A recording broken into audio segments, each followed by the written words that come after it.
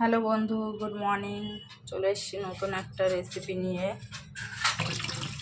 এটা বেশ ট্যাংরা মাছ বলে, কিন্তু কী ট্যাংরা আমি ঠিক জানি না। এটা ধুয়ে নেবো, ভালো করে ধুয়ে তরকারি করব। ভালো করে ধুয়ে নেবো মাছগুলো। পাশে একটা ধুয়ে রেখে দিয়েছি আগে থেকে।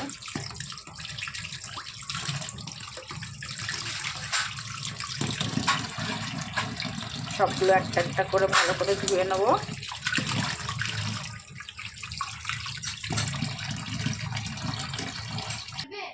এই যে সব ধুয়ে নেওয়া হয়ে গেছে। দিয়ে দেবো এবার ওর মধ্যে হলুদ,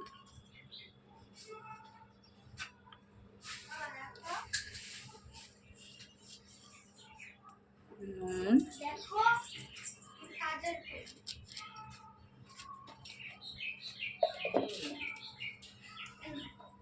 আর একটু দিয়ে দেবো কাঁচা সর্ষের তেল।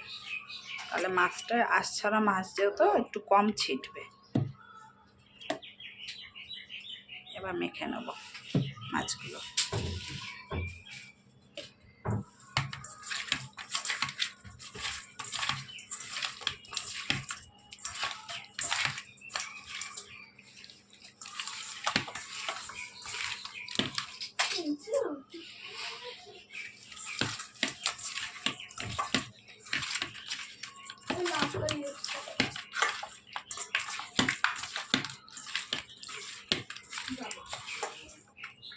হয়ে গেছে, মেখে নিয়েছি।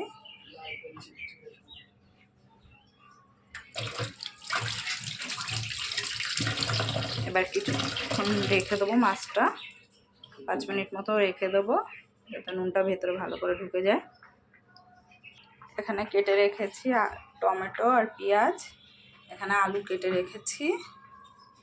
এখানে ভাত হচ্ছে।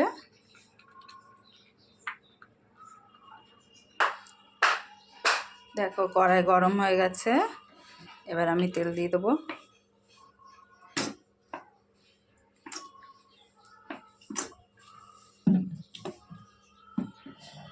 তেলটা একটু গরম হবে।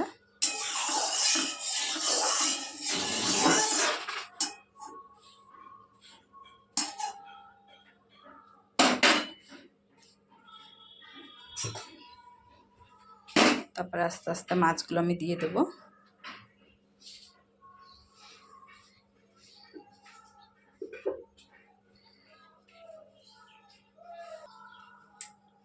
তেল গরম হয়ে গেছে, এবার মাছগুলো দিয়ে দেবো।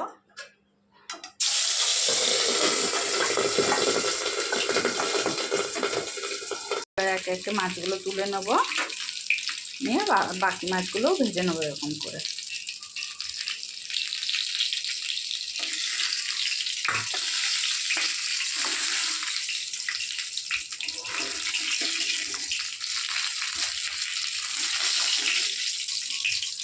বাকি মাছগুলো এরকম করে ভেজে নেব। মাছের তেলেতে এবার আলুগুলো দিয়ে দেবো। আলুগুলো ভেজে নেব। একটু নুন দিয়ে দেবো, তাহলে আলুগুলো নরম হয়ে যাবে, ভেতরে সিদ্ধ হয়ে যাবে তাড়াতাড়ি করে।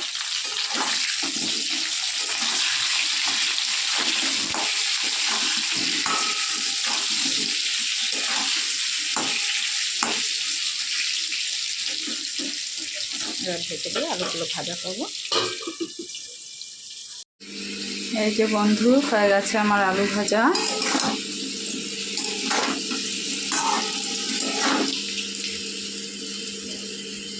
দেখো বন্ধুরা, হয়ে গেছে আমার আলু ভাজা। এবার তুলে নেব।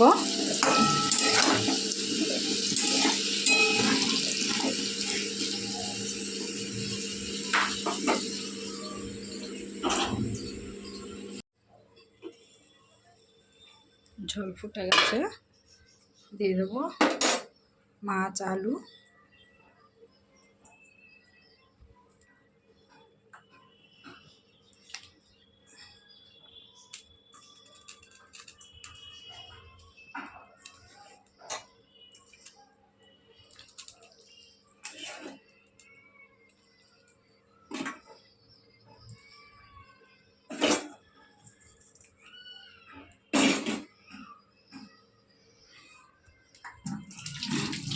ভালো